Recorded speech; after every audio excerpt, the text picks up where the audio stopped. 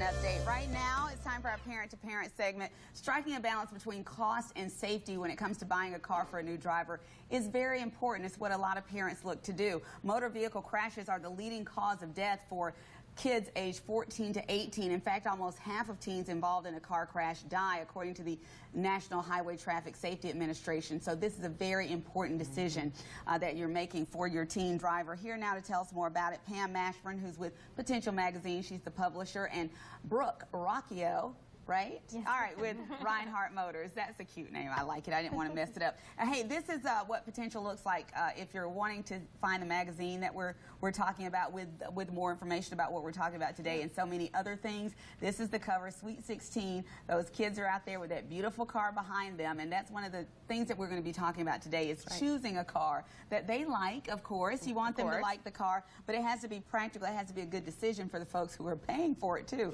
which is the parent. So talk to us about what makes this such a difficult decision. Well, you know, I have 3 boys, and I find that with boy moms and girl moms, they kind of think a little bit differently. But, you know, I've always been kind of under the impression I should just get the cheapest car because they're going to, like, wreck it and they're going to dent it, and I don't want to have to get so mad at them. Yes. So I want to just get a beater car. But, you know, I was talking to Brooke, and I started really thinking through those statistics about safety, and I've changed my mind on that a lot. Really? Yeah, because just that it's the #1 fatality thing is the safety features. So I'm trying to figure out how do I afford to get those safety features, and sometimes you can do it with a used car if it's not too used, you know, too old. But also this leasing option is something that I wanted to explore. Okay, well, let's talk more about the business side of it. We talked about the mom side of it. Yes. Let's talk more about the business side of it. Okay, well, basically, so we have all these new cars that have all these standard safety features now. Give us an idea of what you're talking about. Well, for example, you have backup cameras, anti-lock braking system, and of course, you know, the airbags.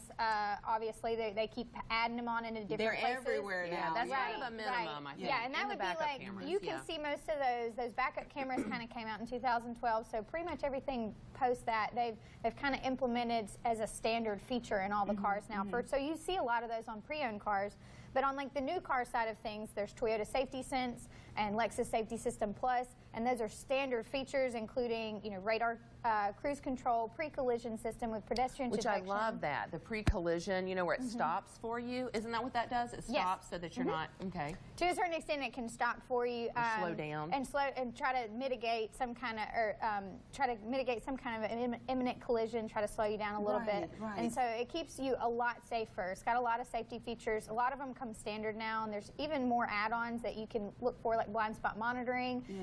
Intuitive parking assist helps you try to keep from dinging and denting those little pieces of the car. When you talk about all these safety features, they sound really good, but they also sound really expensive.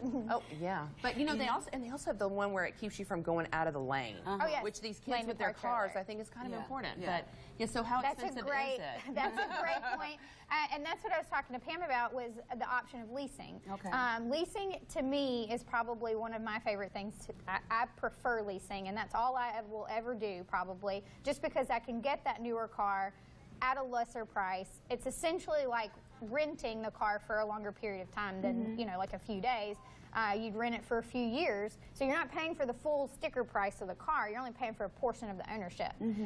So you can get it at a more reasonable price for your budget. And once that lease period is over, then you can just go lease another right. Well, you actually have several different options. You can turn that lease in with no worries. Like if you've gotten into a wreck and you've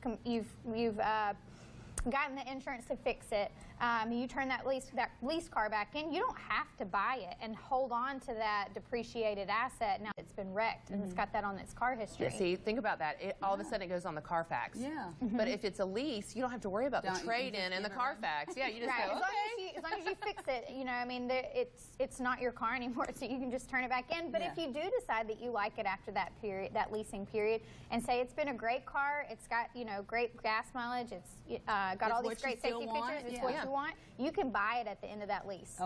For whatever your payoff is that's figured at the beginning of the lease. And usually with Lexus and Toyota products, they base all of their residuals on market history, so it's a little bit more accurate than most other competitive makes on the market. What, do you have to have immaculate credit to lease a car? Oh, that's a great question. That is a really good question. Actually, they have tiers set up, and I have to say that Oscar Malcolm he's one of our managers up at our lot, and he is wonderful with working credit situations out. So if you don't have the best credit, it's not necessarily the end of the world. We have options for you. Okay, so when they're out driving these cars, those are some of the things you should look out for, some of those safety features. Absolutely. What fits them, what feels right for them, and what makes you feel good as a parent. Right, buying that. Absolutely. right. And I think even it's okay for parents to do the lease and pass on their probably more safe cars too. Absolutely. But I love the fact that like it has the, I forget what they would call it, it's kind of like OnStar, but it's something different with Toyota, that you've got all of these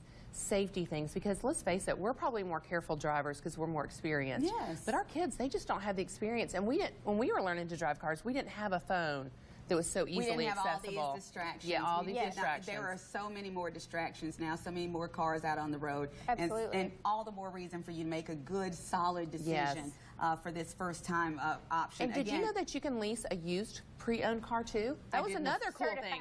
If it's a certified pre-owned, L Yeah. certified, So. or Toyota certified, you can lease them. Yeah, so I'm sure they could find out more Yes. if they contact you Absolutely. at Reinhardt Lexus and find out more about that. And again, you can find out more of these tips in Potential Magazine, or go to potentialmagazine.com if you want to find it online, in case you can't find the hard copy, because they get tougher to find as the And this month is goes Sweet on. 16, so Yeah. you've got to find out all the car stuff. That's right. All right, thanks so much for Thanks, being here. Tanya. Both of you. Thank Great you. information.